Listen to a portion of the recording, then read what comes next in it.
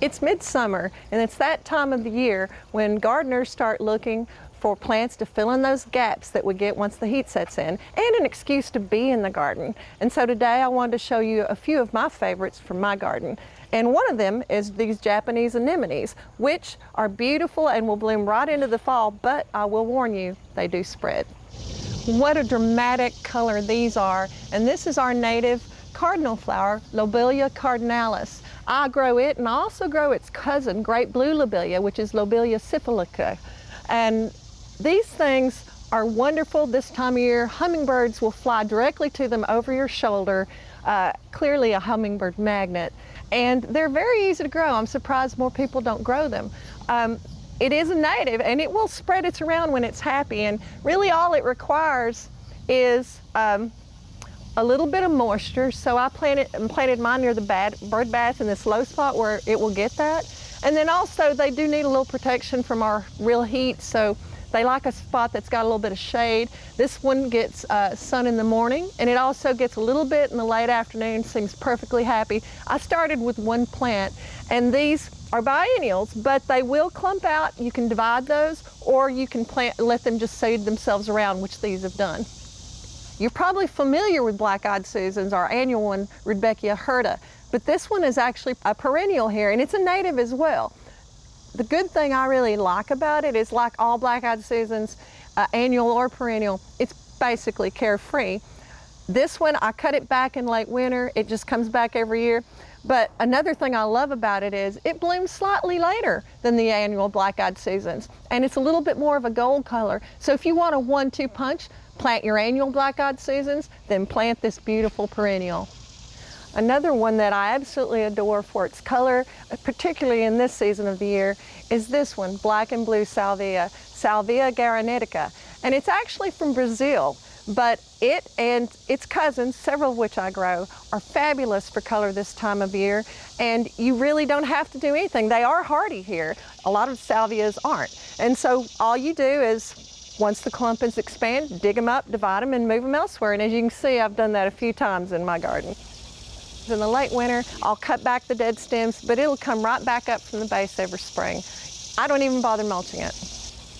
Hummingbirds, butterflies, everything loves this, and I just love that beautiful blue color. If you would prefer a pop of dark purple in midsummer, then I recommend this salvia, Salvia amistad, or the friendship sage. Now this one is a little bit different. It's supposed to be a hybrid actually between the black and blue salvia species and a Mexican sage, but no one really knows for sure. All we know that it's a beautiful plant. It's supposed to be hardy to our zone 7.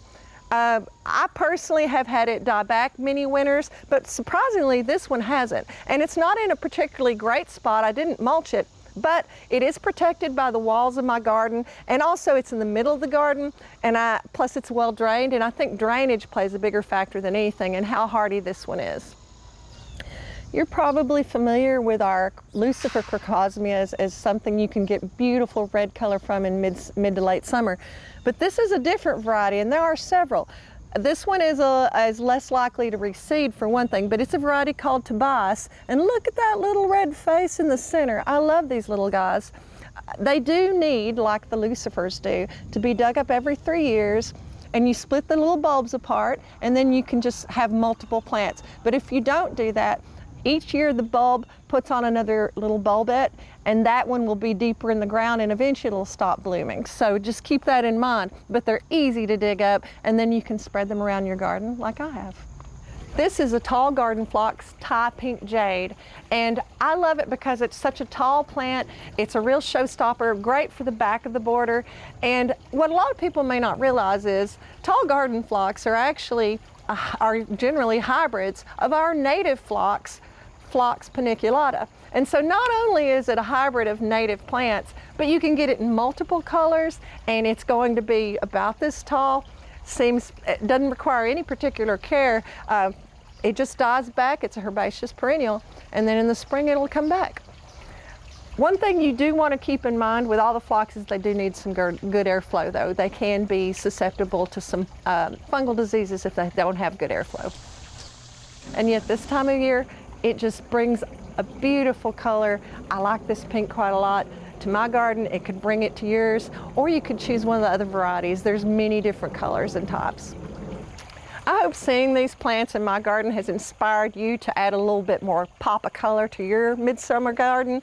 Now, all of these plants are widely available in nurseries, so you should be able to find ones like these or ones you like even better. For inspiring garden tours, growing tips, and garden projects, visit our website at volunteergardener.org or on YouTube at the Volunteer Gardener channel, and like us on Facebook.